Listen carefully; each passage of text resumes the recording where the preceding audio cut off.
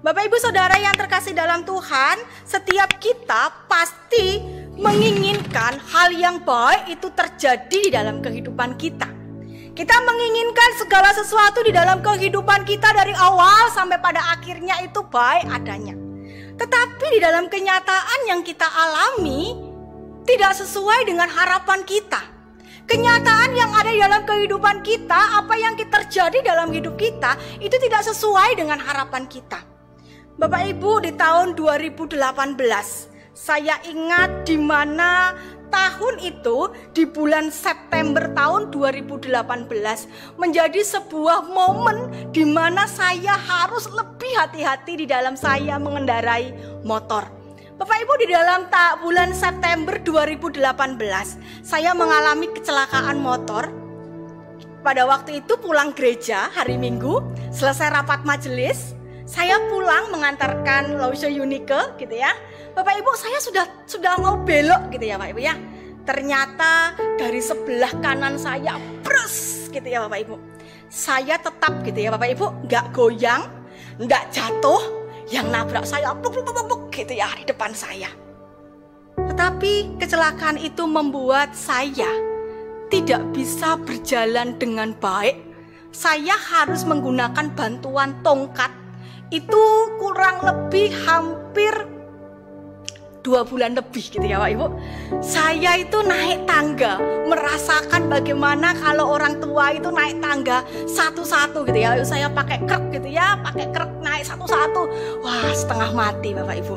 Nah, Bapak Ibu yang mau saya ceritakan gitu ya, dari kisah ini saya mau ceritakan bahwa ketika saya mengendarai motor ataupun Bapak Ibu ketika di jalan mengendarai motor, mengendarai mobil, Bapak Ibu sudah hati-hati sekali. Wis taat lalu lintas, lampu merah ya waktunya berhenti ya berhenti, ijo jalan ya jalan, mengikuti semua arahan lalu lintas yang ada. Tetapi tidak membuat kita juga aman. Betul Bapak Ibu? Yang Bapak Ibu gitu ya, yang mantuk-mantuk gitu ya, ketika di lampu merah tiba-tiba berhenti, mas berhenti di lampu merah loh, dari belakang terus ditabrak. Ya, wis hati-hati gitu ya. Bapak Ibu, ketika kita di jalan, kita tidak bisa memprediksikan gitu ya. Kita berangkat itu mobil dalam keadaan baik, apakah pulang juga dalam keadaan baik? Tidak bisa. Apakah ketika kita berangkat motor kita dalam keadaan yang baik, pulang dalam keadaan yang baik? Harapannya begitu. Tapi kita nggak bisa memastikan.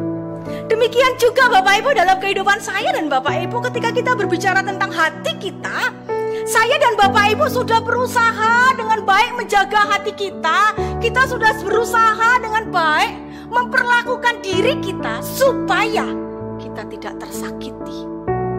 Tetapi kenyataannya, ketika saya dan Bapak Ibu berrelasi dengan orang lain, kita penyok sana sini, kita membeset sana sini, bahkan kita hancur ketika kita berrelasi dengan orang lain. Ketika Bapak Ibu berrelasi dengan orang lain, Bapak Ibu tidak mau mengalami yang namanya kecewa. Ketika Bapak Ibu tidak mau ketika hadir di tengah-tengah dunia ini, tidak mau mengalami yang namanya sakit hati ataupun patah hati. Bisa Bapak Ibu, carane piye? Urip dhewe. Gitu ya Bapak Ibu, urip dhewe. Ora neng tonggo, ora neng orang yang bersama-sama dengan kita, urip sendiri. Bisa gitu ya. Kita nggak mengalami luka dengan orang lain, kita nggak dilukai, bisa. Tetapi lama-kelamaan kita akan mati karena apa? Kesepian. Makanya kasihan para jomblo gitu ya Pak Ibu, cari pasangan gitu ya. Karena apa? Nggak mau kesepian, nggak enak kesepian gitu ya. Nah Bapak Ibu yang terkasih di dalam Tuhan, yang mau saya katakan adalah ketika Bapak Ibu berrelasi, ketika Bapak Ibu bertemu dengan orang lain itu bisa menyakiti kita. Dan sebaliknya, kita pun juga bisa menyakiti orang lain. Sepandai-pandainya kita menjaga hati kita, sepandai-pandainya kita menjaga diri kita, toh ketika kita berrelasi dengan orang lain, kita tergores sana sini, kita mengalami yang namanya sakit hati. Bapak Ibu Saudara yang terkasih, di Alkitab kita mendengar ada beberapa contoh kehidupan, bagaimana orang-orang yang ada di Alkitab pun juga mengalami yang namanya kekecewaan. Mereka mengalami yang namanya patah hati, sakit hati. Bapak Ibu ingat kisah Esau dan Yakub, gitu ya. Bagaimana ketika Yakub itu menipu Esau, mengambil hak kesulungannya. Pastinya ada sakit hati, ada dendam, ada benci yang mengakibatkan Yakub itu harus lari ke tempat pamannya. Karena apa? Ketakutan mau dibunuh oleh Esau. Bukan hanya Esau dan Yakub, kita boleh melihat kisah Daud bersama dengan Saul. Bapak Ibu, kita melihat bagaimana Daud itu mendedikasikan hidupnya untuk mendukung Saul. Tetapi kita melihat bagaimana ketika Daud itu berhasil di dalam medan perang, ketika Daud itu membawa kemenangan kepada Saul, kepada bangsa Israel, Daud tidak disambut oleh Saul dengan apa? Dengan senyuman. Daud tidak disambut oleh Saul dengan tepuk tangan, bukan. Tetapi Alkitab mencatat, karena iri hati semua rakyat itu memuji Daud, yang terjadi adalah Saul itu berusaha untuk apa? Membunuh Daud. Di Perjanjian Baru kita melihat bagaimana kisah Yesus Kristus. Yesus Kristus hadir di dalam dunia, dia memiliki murid yang dekat dengan dia. Makan bersama-sama dengan dia, tidur bersama-sama dengan dia, melakukan semua aktivitas bersama-sama dengan dia. Tetapi kita boleh melihat di akhir kehidupannya, Yesus dikhianati oleh muridnya. Yesus ditinggalkan oleh murid-muridnya ketika dia mengalami masalah, ketika dia mengalami yang namanya penderitaan. Bapak Ibu Saudara, dari kisah ini kita boleh sama-sama melihat bahwa orang yang berpotensi melukai kita itu bukan orang luar. Ya, kita melihat orang yang berpotensi melukaiku dan melukaimu itu adalah orang terdekat. Coba Bapak Ibu hari ini boleh tengok kanan kiri. Ya, boleh tengok kanan kiri. Ketika hari ini engkau hadir bersama dengan suamimu, bersama dengan istrimu, lihat istrimu, lihat suamimu, jangan suami orang atau istri orang ya. Lihat anakmu.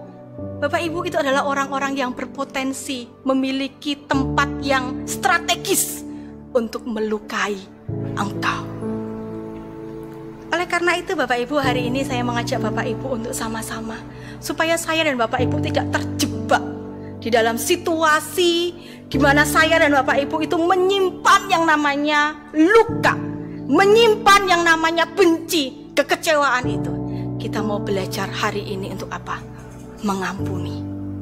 Aku mengampunimu. Bapak Ibu, kalau kita berbicara tentang pengampunan, ada banyak alasan orang itu berkata, mengampuni gampang ngomongnya, angel melakukannya, gitu ya. Ada alasan-alasan orang di mana mereka tidak mau melakukan yang namanya pengampunan. Yang pertama Bapak Ibu, alasannya apa? Sakit hati yang terlalu dalam. Sakitnya tuh di sini loh, sakit sekali. Tusukannya, tancepannya itu terlalu dalam sekali, sehingga untuk ngobati, untuk melakukan aku mengampunimu susah. Alasan terlalu sakit, sakitnya tuh di sini, gitu ya, dalam sekali, sehingga nggak usahlah mengampuni. Yang kedua alasannya adalah sikap orang lain yang menyakiti kita itu tidak berubah, bahkan bertambah parah. Ketika kita berbicara tentang pengampunan, ada orang beralasan nggak usahlah mengampuni dia.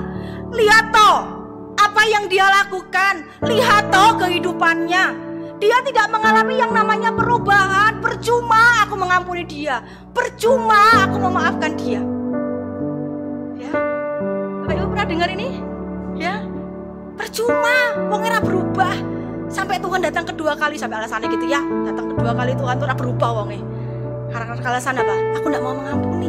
Alasan ketiga, takut kejadian yang lama itu terulang kembali, gitu ya. Aku tidak mau mengampunimu, aku tidak mau lagi deket-deket denganmu. Karena apa? Aku takut kejadian yang pernah kamu lakukan kepadaku itu terulang kembali. Wes lah, pokoknya podo-podo merem lah. Pokoknya wes aku sendiri, kamu sendiri, hidup masing-masing lah. Ya, itu alasan orang ketiga. Alasan orang keempat, takut diremehkan Bapak Ibu. Ketika mengampuni takut diremehkan. Ada orang berkata, wis ora apa-apa, kuwi mbok hina kaya apa, mbok sakiti kaya apa, nggak bakal sakit hati dia, gitu ya. Mesti lah diampuni, wis ora apa-apa, wis entek-enteke. Ada yang ngomong seperti itu, ya, ora apa-apa, gitu ya, nggak apa-apa, gitu ya. Ada orang yang beralasan ketika saya mau mengampuni saya takut diremehkan, kok yo gampang men, ya, wis ora apa-apa. Jadi merasa nanti ketika saya mengampuni saya semakin diinjak-injak, gitu ya, semakin diinjak-injak. Dan yang terakhir Bapak Ibu, alasan kenapa orang tidak mau mengampuni adalah kebiasaan dalam keluarga sulit untuk mengampuni. Ini bisa terjadi Bapak Ibu. Ketika dalam keluarga itu ketika melakukan salah gitu ya, dipendem, sulit untuk mengampuni. Itu terbawa. Ketika dia keluar rumah, dia berelasi dengan orang lain, dia mengalami terluka, dia mengalami sakit hati, dia pun tidak mau yang namanya mengampuni. Bapak Ibu, ketika engkau dan aku tidak mau mengampuni, di dalam sebuah buku psikologi gitu ya, mengatakan seperti ini. Orang yang menyimpan dendam dan berpikir negatif terhadap orang lain akan memiliki rasa cemas hingga frustasi yang cukup tinggi. Dan apabila dendam itu disimpan hingga bertahun-tahun, maka resiko terkena berbagai macam penyakit seperti penyakit jantung, tekanan darah tinggi, nyeri lambung, sakit kepala, dan lain sebagainya akan semakin tinggi pula. Bapak Ibu, ternyata efek di mana seseorang tidak mau mengampuni, tidak mau melepaskan yang namanya pengampunan, menyimpan dendam di dalam dirinya, itu ternyata berefek bukan hanya secara psikis Bapak Ibu, tetapi juga menghasilkan reaksi yang juga itu berdampak secara fisik. Ya, sakit jantung, tekanan darah tinggi gitu ya, nyeri-nyeri lambung, sakit kepala, dan lain sebagainya. Secara psikologi Bapak Ibu mengatakan seperti itu. Oleh karena itu Bapak Ibu, pada siang hari ini saya mau mengajak Bapak Ibu untuk sama-sama kita belajar. Kita mau melepaskan yang namanya pengampunan. Pagi hari ini saya mau mengajak Bapak Ibu untuk sama-sama berkata, aku mengampunimu. Kita belajar dari firman Tuhan. Bapak Ibu, kita akan belajar yang pertama yang akan kita boleh sama-sama renungkan pada pagi hari ini gitu ya. Yang pertama itu adalah mengakui kalau kita terluka. Bapak Ibu, banyak orang itu berpikir gitu ya, banyak orang di Indonesia itu memiliki sebuah pola bahwa susah untuk mengakui gitu ya, susah untuk mengakui. Bahkan Bapak Ibu, kalau saya melihat kemarin gitu ya Bapak Ibu, saya melihat sebuah video pendek tentang bagaimana ketika seorang berelasi, ceweknya ini kesel gitu ya dengan cowoknya, terus dia diem, ditekoi, kenapa? Rapopo, jawabannya gitu ya, rapopo. Terus, lah kok rapopo? Kalau nggak apa-apa kok seperti itu jawabannya? Nggak apa-apa gitu ya, tapi sengol jawabannya. Makan apa? Terserah. Ya Bapak Ibu, senjatanya wanita, rapopo, terserah, yang membuat laki-laki bingung keliling dunia gitu ya Bapak Ibu. Rapopo, dibalik ndak apa-apa gitu ya. Ternyata Bapak Ibu ada air mata yang mengalir. Dibalik ndak apa-apa itu ternyata ada hati yang tersakiti. Dibalik kata ndak apa-apa itu ternyata menyimpan luka yang dalam. Bapak Ibu, hari ini kita akan sama-sama belajar untuk bisa mengampuni. Proses yang pertama adalah mengakui kalau kita terluka. Bapak Ibu, di dalam Kejadian 50 ayat yang ke-20 gitu ya, Bapak Ibu, Yusuf itu mengatakan seperti ini. Memang kamu telah mereka-rekakan yang jahat terhadap aku. Bapak Ibu, Yusuf mengatakan ini kepada siapa?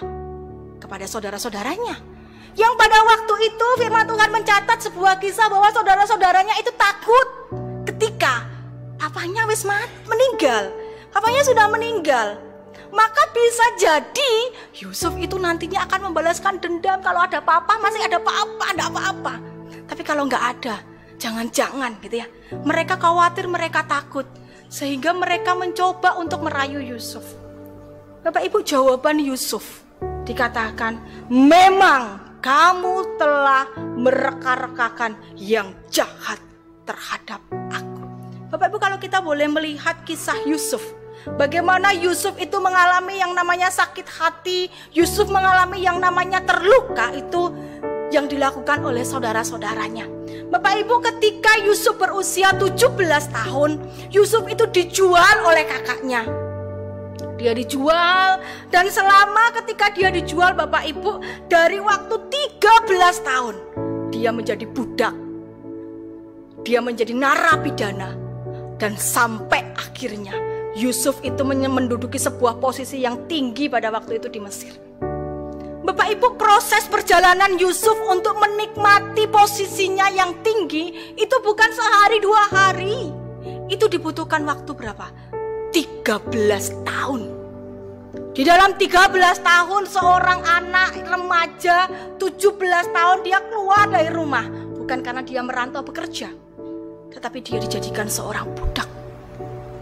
Bapak Ibu, di masa-masa 13 tahun dia mengalami penderitaan, dia mengalami masalah, dia mengalami hal-hal yang pahit, sampai akhirnya dia menduduki posisi yang penting di Mesir. Bapak Ibu, ketika dia menduduki posisi di Mesir, bisa jadi, ya, bisa jadi Yusuf itu melakukan yang namanya pembalasan. Bisa Bapak Ibu, dia punya kedudukan, dia punya posisi, dia punya kekuasaan, dia punya semuanya gitu ya. Karena pada waktu itu saudara-saudaranya hanya tamu gitu ya, yang datang ke Mesir untuk membeli makanan. Bisa dengan sentilan aja bisa Yusuf. Tetapi kita boleh melihat di sini di ayat 20 ada sebuah pengakuan yang Yusuf itu nyatakan. Kamu memang telah merekarkakan yang jahat terhadap aku. Yusuf mengakui perbuatan yang dilakukan oleh saudaranya itu adalah sebuah perbuatan yang jahat, menjual adiknya, gitu ya Bapak Ibu, melakukan hal-hal yang jahat terhadap dirinya. Bapak Ibu, awal dari pengampunan adalah ketika kita mengakui kalau kita terluka. Ketika hari ini engkau berelasi baik dengan istrimu, dengan anakmu, ketika hari ini engkau menyimpan sakit hati terhadap keluargamu, ketika hari ini engkau merasa tidak nyaman berada di tengah-tengah keluargamu, ketika hari ini engkau melihat suamimu, ketika hari ini engkau melihat istrimu, engkau teringat sebuah peristiwa di mana dia melakukan luka itu di dalam dirimu. Bapak Ibu, hari ini kita mau mengakui kalau kita terluka. Hari ini kita mau mengalami yang namanya pemulihan Tuhan. Kita mau belajar untuk bisa mengampuni. Yang pertama adalah kita mengakui kalau kita terluka. Ketika kita sadar kita punya luka, maka kita sadar kita akan mengobati luka itu. Ketika engkau dan aku tidak sadar akan lukamu, maka engkau juga tidak akan tahu bagaimana untuk mengobatinya. Bapak Ibu, Yusuf sadar apa yang dilakukan oleh saudaranya, sehingga dia mengatakan itu. Tapi yang menarik Bapak Ibu, ketika Yusuf itu sadar dia terluka, dia mengakui itu di hadapan saudara-saudaranya. Tidak berhenti di situ Bapak Ibu. Tidak berhenti di situ. Awal pemulihan, awal untuk melepaskan pengampunan tidak hanya berhenti saya mengakui gitu ya, ketika kita dilukai orang di hadapan orang gitu ya, kita unek-unek kayak dia, kamu ya ini. Tidak berhenti di situ Bapak Ibu. Kita lihat ayat kalimat selanjutnya. Kalimat selanjutnya itu mengatakan tetapi, ada kata tetapi ya Bapak Ibu, dikatakan tetapi Allah telah merekarkakannya untuk kebaikan, dengan maksud melakukan seperti yang terjadi sekarang ini, yakni memelihara hidup suatu bangsa yang besar. Bapak Ibu, Yusuf mengalami luka, tetapi Yusuf itu membungkus lukanya dengan apa? Dia sadar, dia percaya ada Allah yang turut bekerja. Ada Allah di sana yang ketika dia terluka, ada Allah di sana ketika dia mengalami sakit hati, ada Allah di sana ketika dia ditinggalkan oleh saudara-saudaranya. Bapak Ibu, banyak orang kalau kita berbicara tentang Allah turut bekerja mendatangkan kebaikan, kita melihat hal yang sama itu tertulis dalam Roma 8 ayat yang ke-28. Roma 8 ayat 28 kita tahu sekarang bahwa Allah turut bekerja dalam segala sesuatu. Bapak Ibu, kata dalam segala sesuatu itu melukiskan dalam keadaan kita senang, dalam keadaan kita susah, dalam keadaan kita bahagia, dalam keadaan kita kecewa pun Allah itu hadir, turut campur tangan. Segala hal yang kita alami, segala hal yang terjadi dalam kehidupan kita itu dibungkus di dalam apa? Allah turut bekerja dalam segala sesuatu. Bapak Ibu, Yusuf mengakui dia terluka, tetapi dia tidak berhenti di situ. Tetapi dia memandang setiap luka yang dia alami. Dia memandang, melihat luka yang dia itu boleh rasakan. Itu dengan sebuah bungkusan bahwa ada Allah yang turut bekerja. Ada Allah yang berdaulat di dalam kehidupannya. Ada Allah yang sudah mendesain baik adanya di dalam kehidupannya. Bapak Ibu, kalau kita berbicara Allah turut bekerja dan mendatangkan kebaikan bagi seseorang, Bapak Ibu, ada banyak orang kemudian berkata, di mana toh baiknya Tuhan? Ketika aku dihianati oleh saudaraku, ketika aku merasakan kecewa, ketika aku mengalami persoalan masalah, di mana baiknya Tuhan? Bapak Ibu, mungkin hari itu ketika kita mengalami kekecewaan, ketika hari itu kita mengalami yang namanya dihianati, mungkin kita tidak bisa melihat bagaimana hal yang indah itu Allah sedang siapkan di dalam kehidupan kita.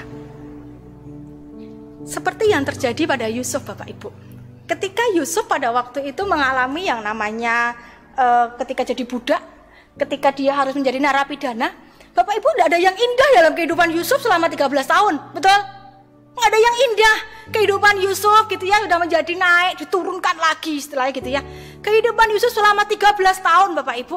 Ketika dia jadi budak, terus dia dipercaya oleh Potifar gitu ya Bapak Ibu. Dia jadikan orang kepercayaannya Potifar. Naiknya tinggi gitu ya, derajatnya tinggi. Tapi di tengah-tengah karirnya yang mulai naik Bapak Ibu, dia difitnah, diturunkan. Kemana? Masuk dalam penjara. Di dalam penjara bukanlah sesuatu yang enak gitu ya, tetapi di dalam penjara itu pun Allah turut bekerja. Dia menjadi orang kesayangan kepala penjara pada waktu itu. Dia diperlakukan istimewa Bapak Ibu. Dan kita boleh sama-sama melihat di dalam perjalanan Yusuf ketika dia di penjara. Disitulah titik di mana Allah ingin mengangkat dia menjadi seorang pemimpin di Mesir. Bapak Ibu, kalau kita berbicara tentang kisah Yusuf selama 13 tahun yang dia alami, dia belum melihat indahnya Tuhan itu di mana. Tetapi Yusuf percaya, apapun yang terjadi dalam kehidupannya, Allah turut campur tangan, Allah itu bekerja, Allah itu ada bersama-sama dengan dia. Bapak Ibu, ada sebuah kisah tentang kecelakaan kapal laut. Bapak Ibu, ada sebuah kisah tentang kecelakaan kapal laut. Kapal laut ini Bapak Ibu gitu ya sedang berlayar. Ketika di tengah-tengah kapal laut ini Bapak Ibu mengalami yang namanya menabrak batu karang gitu ya Bapak. Sehingga kapal laut ini mengalami kecelakaan dengan gelombang yang tinggi, sehingga orang-orang yang ada di dalam kapal itu dikabarkan meninggal dunia. Seluruh awak kapal, nahkoda dan lain sebagainya dikabarkan meninggal dunia. Bapak Ibu, ketika berita itu memberitakan baik koran ataupun media televisi mengatakan bahwa semua penumpang, awak kapal dan para nahkoda itu meninggal dunia, pasti hancur hati para keluarga. Hancur pastinya. Mereka meratapi, mereka mau cari jenazahnya di mana, mereka tidak ketemu. Bapak Ibu, ternyata di dalam kecelakaan itu ada satu orang yang selamat. Dia itu memegang salah satu papan gitu ya Bapak Ibu. Dia megang papan itu yang membuat dia itu dibawa arus. Akhirnya Bapak Ibu, dia terdampar di sebuah pulau. Bapak Ibu, di pulau itu adalah pulau yang terpencil, tidak ada penghuni gitu ya, gak ada orang satupun di situ. Dan ketika dia berada di situ Bapak Ibu, dia berusaha untuk meminta pertolongan. Dia nulis di pantai, dia melakukan yang lain sebagainya Bapak Ibu, dengan satu harapan ada orang yang menemukan dia bisa pulang ketemu dengan keluarganya. Bapak Ibu, ternyata ketika helikopter itu lewat, dia udah teriak-teriak, "Oi, saya di sini, saya di sini." Tetapi suara helikopter itu lebih kencang daripada suara dia. Dan ketika helikopter di atas, dia di bawah, Bapak Ibu, terlalu kecil yang membuat orang yang ada di helikopter tidak bisa melihat dia. Maka Bapak Ibu mau tidak mau dia berjuang untuk dia bisa hidup. Dia berjuang supaya dia bisa hidup. Dia mati-matian, yang tadinya dia tidak bisa untuk memasak, dia tidak bisa makan apa gitu Bapak Ibu, dia mulai memakan apa yang ada di pulau itu supaya dia bisa hidup dan dengan harapan dia bisa pulang kembali ke rumah, ketemu dengan keluarganya. Tapi Bapak Ibu, itu berjalan bukan hanya setahun, tetapi itu berjalan hampir 5 tahun Bapak Ibu ketika dia berada di pulau terpencil itu. Sehingga yang membuat dia akhirnya dia bisa melakukan kegiatan-kegiatan yang tadinya tidak bisa, dia bisa bertahan hidup. Yang dia tidak bisa membuat rumah, dia bisa membuat rumah. Nah Bapak Ibu, dia membuat sebuah gubuk. Hari itu dia berada di gubuk yang dia buat. Ketika gubuk itu di tepi pantai Bapak Ibu, dia itu membakar ikan. Gitu ya Bapak Ibu, dia bakar ikan, dia membuat api. Ketika dia membuat api Bapak Ibu, api itu dia lihat apinya masih kecil. Jadi dia pergi untuk mencari makanan yang lain, apa yang bisa dia makan. Ketika dia masuk ke dalam hutan, dia kembali Bapak Ibu, api itu ternyata sudah besar. Tertiup angin yang mengakibatkan apa? Pondok yang dia itu buat, itu pun terbakar oleh api. Bapak Ibu, ketika dia melihat pondoknya itu terbakar oleh api, dia berlutut, dia berkata, "Tuhan, apalagi? Apakah kurang ketika aku di sini sendirian? Ketika aku harus berjuang di sini, sampai-sampai pondok yang aku gunakan untuk berteduh pun itu rusak, terbakar oleh api." Bapak Ibu, dia histeris, dia berteriak-teriak. Ketika dia teriak-teriak Bapak Ibu, tiba-tiba ada suara dari belakang mengatakan, "Bersyukur Bapak masih hidup." Bapak Ibu, ketika dia mendengar suara itu Bapak Ibu, dikirakan ya sopo ya Bapak Ibu ya. Dia kaget, dia cari suara itu gitu ya. Ketika dia menoleh, ada 2 orang itu berjalan mendekati dia. Dan itu adalah tim penyelamat. Bapak Ibu, tim penyelamat ini mengatakan, "Kami bisa menemukan kamu karena apa? Kami melihat ada api, ada asap yang membuat kami turun ke sini. Dan kami percaya ada orang di situ." Bapak Ibu, dari kejadian itu akhirnya si laki-laki ini dia bisa pulang. Dia bisa ketemu dengan keluarganya, dia bisa ketemu dengan istrinya, dia bisa ketemu dengan anaknya, dia bisa ketemu dengan keluarganya yang lain. Bapak Ibu, dari kisah ini kita melihat laki-laki ini menderita ya. 5 tahun loh Bapak Ibu tinggal di pondok seperti itu, dia harus berusaha sendiri. Tetapi di sini kita melihat bahwa di tengah-tengah penderitaan, di tengah sakit, di tengah-tengah luka, Tuhan pakai untuk menyatakan sesuatu hal yang indah di dalam kehidupannya. Hal yang sama Bapak Ibu ketika engkau dan aku di dalam kehidupan kita, ketika kita bersama-sama mengikut Tuhan. Ada kalanya Tuhan memakai peristiwa-peristiwa yang menurut penilaian kita itu sebagai hal yang buruk, tersebut sebagai cara dan sarana untuk membentuk, mempersiapkan dan mengenapkan rencananya. Bapak Ibu, di dalam Roma 8:28 tidak hanya berhenti Allah turut campur tangan bekerja. Di ayat yang ke-29, hal yang baik yang dipersiapkan Allah itu adalah untuk apa? Di ayat 29 itu untuk membentuk setiap orang serupa dengan siapa? Yesus Kristus. Bapak Ibu Saudara yang terkasih, hal-hal yang hari ini mungkin engkau anggap tidak baik. Mungkin hari ini engkau merasa kecewa, hari ini engkau merasa permasalahan hidupmu itu berat. Tapi percayalah, apapun yang hari ini engkau alami, ada Allah yang turut bekerja. Ada Allah yang hadir untuk suatu maksud yang ingin Tuhan itu kerjakan. Membentuk kehidupan kita serupa dengan Dia. Itu adalah sebuah tujuan akhir yang Tuhan ingin lakukan di dalam kehidupan kita. Ketika Allah menyelamatkan engkau dan aku, Allah ingin kehidupan yang kita boleh nikmati, kehidupan baru di dalam Kristus. Itu juga menjadi sebuah kehidupan di mana engkau dan aku menjadi serupa dengan Dia. Tuhan bisa membentuk kita melalui setiap hal apapun, termasuk hal-hal yang menyakitkan di dalam kehidupan kita. Oleh karena itu hari ini Bapak Ibu, kita mau sama-sama belajar. Ketika kita tahu hari ini kita terluka, kita tahu hari ini kita dikecewakan oleh orang lain, mari kita mengatakan, aku mengampunimu dengan satu pemikiran bahwa ada Allah yang turut bekerja di dalam lukaku. Ada Allah yang bekerja di dalam kekecewaanku. Ada Allah yang bekerja di dalam sakit hatiku untuk membentuk diriku serupa dengan Dia. Bapak Ibu, ada banyak orang mengatakan pengampunan itu hanya menguntungkan orang yang di luar, hanya menguntungkan orang yang diampuni. Salah Bapak Ibu. Sebenarnya pengampunan itu justru menguntungkan setiap diri kita. Karena apa? Ketika engkau dan aku berhasil melepaskan pengampunan, maka kita akan terbebas dari yang namanya apa? Beban yang begitu berat. Bapak Ibu, ada sebuah kisah tentang penangkapan monyet di Afrika. Ya, penangkapan monyet di Afrika.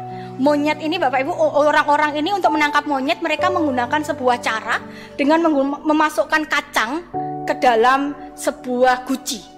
Nah, guci ini dicantelkan, maka monyet itu ketika melihat kacang itu Bapak Ibu, dia akan mengambil kacang itu.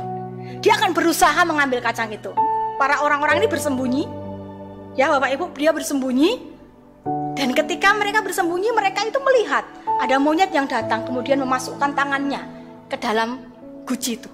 Dan ketika dimasukkan ke dalam guci itu Bapak Ibu, orang itu datang. Dan ketika orang itu datang, monyet ini hanya berteriak-teriak, tapi dia tidak melepaskan kacang di dalam guci itu. Dia mau tarik tangannya, tapi dia tidak mau melepaskan kacang itu. Yang terjadi Bapak Ibu, monyet ini tertangkap. Betul? Tapi ketika dia melepaskan kacang itu yang ada dalam guci, maka dia bisa selamat. Hal yang sama Bapak Ibu, ketika engkau dan aku masih terus menggenggam sakit hati itu, menggenggam kebencian itu, menggenggam yang namanya luka itu, Bapak Ibu, yang menderita itu kita, yang berdarah-darah itu kita, bukan orang lain. Oleh karena itu hari ini, mari Bapak Ibu, kita katakan, aku mengampunimu. Kita mau belajar bagaimana kita boleh melihat segala sesuatu. Ada Allah yang turut bekerja. Terakhir Bapak Ibu, ya, terakhir, bagian yang ketiga. Bagian yang ketiga kita mau sama-sama melihat dari Injil Matius Bapak Ibu. Matius 18 yang telah kita boleh baca tadi. Kita boleh sama-sama melihat ada sebuah kisah yang ditampilkan oleh Matius. Bagaimana kisah ini menjadi sebuah koreksian bagi setiap pendengar pada waktu itu. Dan termasuk kita yang membaca hari ini. Bapak Ibu, dikisahkan di dalam Matius 18 di ayat yang ke-23. Itu dimulai ada sebuah kisah di mana Yesus itu menampilkan sebuah perumpamaan untuk membuka pikiran orang banyak pada waktu itu. Bapak Ibu, perumpamaan yang dilakukan oleh Yesus gitu ya Bapak Ibu. Perumpamaan ini tentang seorang yang memiliki hutang kepada tuannya 10.000 talenta. Bapak Ibu, saya sudah menghitung gitu ya. 10.000 talenta itu adalah satu talenta itu sama dengan 6.000 dinar Bapak Ibu. Satu talenta itu 6.000 dinar. Terus dikatakan satu dinar itu adalah upah satu hari kerja. Jadi ketika orang bekerja dari pagi sampai sore, pada waktu itu diupah satu dinar. Nah, kalau kita boleh hitung, kalau 10.000 talenta itu berarti satu talenta itu adalah upah 6.000 hari kerja atau 20.000 tahun. 20 tahun ya Bapak Ibu, 20 tahun gitu ya, satu talenta. Terus kalau kita berbicara tentang 10.000 talenta berarti 200 tahun. Bapak Ibu, dikisahkan di sini seorang hamba yang memiliki utang kepada tuannya 10.000 talenta. Ketika dia bekerja Bapak Ibu, dia itu harus bekerja untuk bisa melunasi hutang itu selama berapa? 200 tahun. Lah wong urip manusia itu berapa lama toh? Firman Tuhan mencatat 80, 70, 80 tahun, 200 tahun.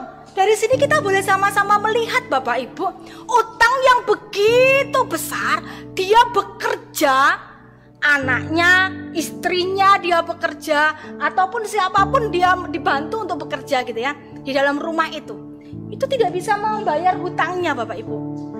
Terlalu besar. Firman Tuhan mencatat ketika hamba ini berhadapan dengan Tuhannya, dikatakan, tolong berikan aku waktu. Ya, sebentar lagi. Ketika melihat apa yang dilakukan oleh hamba ini, Bapak Ibu, tuannya itu tergerak oleh belas kasihan. Utang yang begitu banyak, yang seharusnya dia, anaknya, istrinya itu dimasukkan ke dalam penjara. Tapi karena belas kasihan, firman Tuhan mencatat, dihapuskan menjadi lunas. Bapak Ibu, kita boleh sama-sama melihat ini suatu hal yang kalau pikir mustahil ya Bapak Ibu ya. Segitu banyak, segitu besarnya kita tidak mampu. Tapi hanya karena kasih karunia anugerah itu, orang ini dilunaskan, dihapuskan hutangnya. Bukankah hal itu sama dengan engkau dan aku? Ketika kita berhadapan dengan Allah, bukankah sebuah kesalahan yang besar yang kita lakukan? Bukankah seringkali engkau dan aku mengecewakan dia? Bukankah seringkali engkau dan aku mengkhianati dia? Yang begitu besar, yang tidak bisa kita bayar. Tapi hanya karena anugerah belas kasihan Tuhan, Tuhan membayarnya dengan apa? Dengan dia rela mati di atas kayu salib. Dia membayar lunas setiap hutang dosa kita yang begitu besar. Firman Tuhan mengatakan sekalipun itu merah, itu dijadikan putih oleh Tuhan. Bapak Ibu Saudara yang terkasih, ketika kita berhadapan dengan Tuhan, kita patut bersyukur. Dosa kita yang begitu besar, pelanggaran kita yang begitu banyak, Allah hapuskan itu semua. Allah bayar lunas itu semua dengan kematiannya di atas kayu salib. Tapi ketika engkau dan aku berelasi dengan orang lain, ketika orang lain melakukan kesalahan, mengecewakan engkau seperti hamba ini. Ada temannya yang berutang 100 dinar. Hanya 100 hari kerja Bapak Ibu, firman Tuhan mencatat, dia dicekik dan kemudian apa? Dia dimasukkan ke dalam penjara. Bapak Ibu, seringkali kalau kita melihat cerita ini gitu ya, Bapak Ibu, kita akan berkata, kok yo mentolomen gitu ya, dicekik anak istri gitu ya. Bapak Ibu, kisah ini itu sebagai cerminan dalam kehidupanku dan kehidupanmu.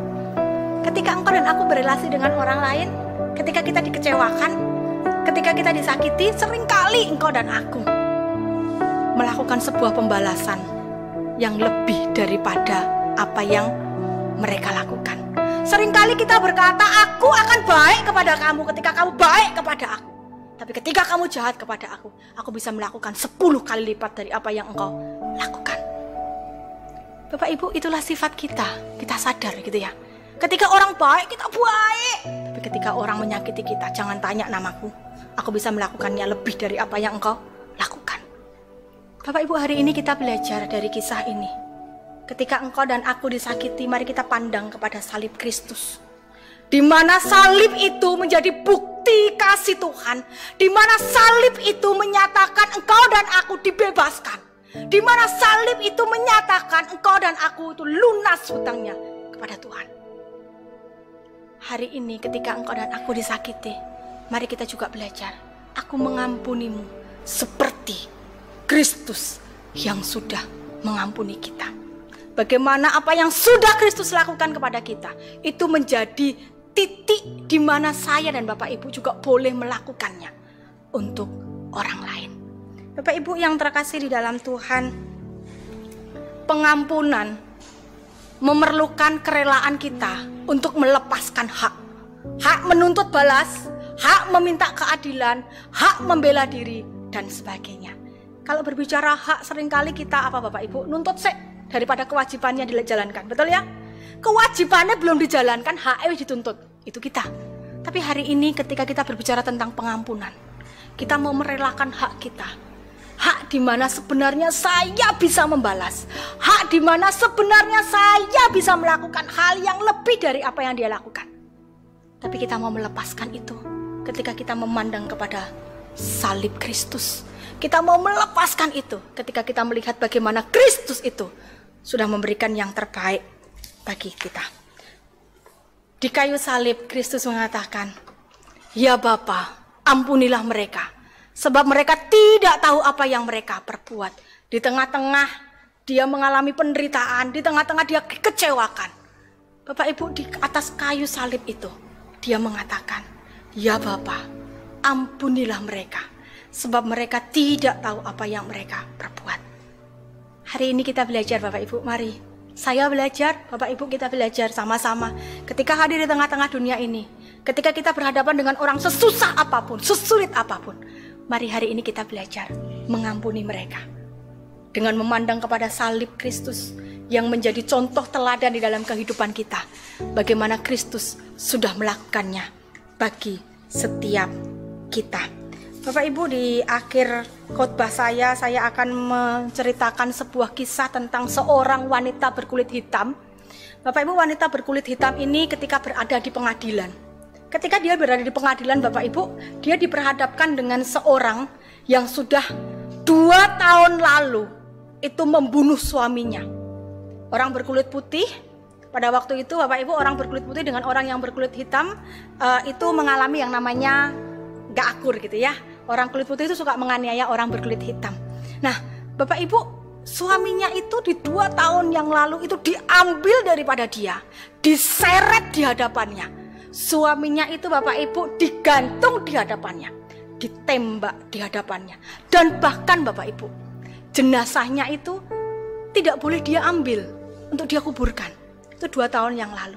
Dan 1 tahun setelahnya Bapak Ibu, di hadapannya kembali anaknya yang paling dia kasihi satu-satunya.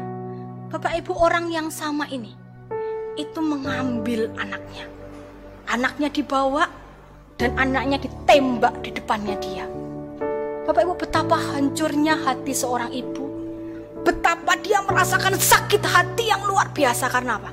Perlakuan itu terjadi di hadapannya. Orang-orang yang dia kasihi itu meninggal, itu mengalami kehilangan ketika berada di hadapannya. Bapak Ibu, ketika hakim ini sedang memutuskan untuk melakukan sebuah jatuhan hukuman untuk berapa lama orang ini, Bapak Ibu, hakim ini bertanya kepada sang ibu, Ibu ini yang sudah berumur 70 tahun, hakim ini berkata, "Ibu, apa yang menjadi permintaan ibu untuk saya itu boleh kerjakan bagi orang ini?" Bapak Ibu, orang kulit putih ini terdiam gitu ya Bapak Ibu, mendengar apa yang dikatakan oleh hakim. Sang ibu ini dia diam sejenak, kemudian dia bangkit dari tempat duduknya. Dia berkata, "Hakim, saya punya 2 permintaan." Ketika sang hakim ini mendengar apa yang dikatakan ibu ini, hakim ini berkata, "Oke, saya akan mencoba mengabulkan 2 permintaan ibu." Dia berkata, "Yang pertama, saya mau tahu di mana jenazah suami saya dan anak saya, supaya saya bisa menguburkan mereka dengan layak, supaya saya bisa datang untuk ke pemakaman mereka." Dan hakim berkata, "Oke, nanti dia akan saya suruh untuk kasih tahu." Dan permintaan saya yang kedua, saya mau hakim memberikan izin kepada dia untuk datang ke rumah saya seminggu 1 kali untuk dia jadi anak saya, untuk saya bisa mencurahkan kasih yang masih tersisa di dalam diri saya selama saya hidup. Bapak Ibu, perkataan ibu ini di luar dugaan para hakim, di luar dugaan para orang yang ada di dalam sidang pengadilan itu. Saya mohon setiap 1 minggu sekali silakan diantarkan ke rumah saya 1 hari untuk saya bisa mencurahkan kasih saya seperti saya mencurahkan kasih saya kepada anak saya. Bapak Ibu, ketika banyak orang mendengar apa yang dikatakan oleh wanita ini, Bapak Ibu, orang yang ada dalam persidangan itu, mereka berdiri dan mereka menyanyikan Amazing Grace. Bapak Ibu, di suasana sidang yang tadinya semua orang itu hatinya itu menggebu-gebu, yang hatinya itu panas dengan apa yang dilakukan oleh orang ini. Bapak Ibu, pada waktu itu yang tadinya itu serasa mencekam, itu menjadi sebuah ruangan yang damai. Hari ini Bapak Ibu, kita belajar. Seberapapun hari ini engkau disakiti, seberapapun engkau mengalami yang namanya terluka, mari kita belajar untuk kita mengampuni seperti Kristus mengampuni kita. Mengampuni bukan hanya membebaskan orang lain dari hutangnya pada kita, tetapi mengampuni juga berarti membebaskan diri kita sendiri. Mengampuni membuat engkau dan aku bebas dari beban yang begitu berat yang kita tanggung. Kita menjadi rela. Dan hari ini Bapak Ibu, sebagai penutup saya mengajak Bapak Ibu untuk sama-sama kembali melihat. Mengampuni orang lain bukan soal berapa besar kasih dan kesabaran yang kita punya, tetapi soal bagaimana kita merespon pengampunan yang Tuhan berikan kepada kita. Jadi bukan mampukah saya memaafkan dia, mengampuni dia, tapi pada pagi hari ini Bapak Ibu kita akan berkata, maukah saya memaafkan dia? Maukah saya mengampuni dia dengan segala apa yang dia lakukan kepada saya? Maukah saya mengampuni dia?